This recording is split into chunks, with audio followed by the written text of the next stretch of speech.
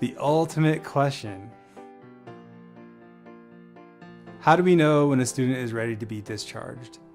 The student lets us know when they're ready to be discharged, not by telling us that they are ready to be discharged. They tell us by their behavior. And the way that they tell us is that they stop trying to control everything and they really let go.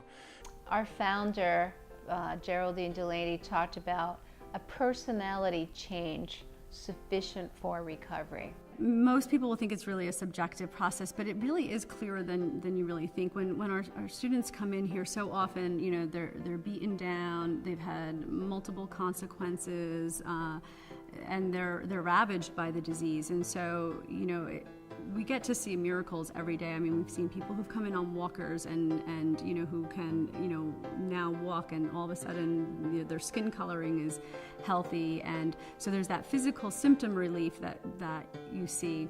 But what then happens is there is this psychic change that we talk about in the 12 steps. And so some of that self-centeredness that many come in with starts to dissipate. Together we decide, is this student ready to go out into the world with more support, because we don't just throw them out there. We always have some aftercare plan that is going to help them transition from treatment to life.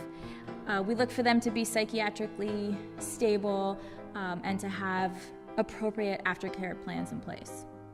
After a student is discharged from Alina Lodge, it's a very, again, individualized discharge plan.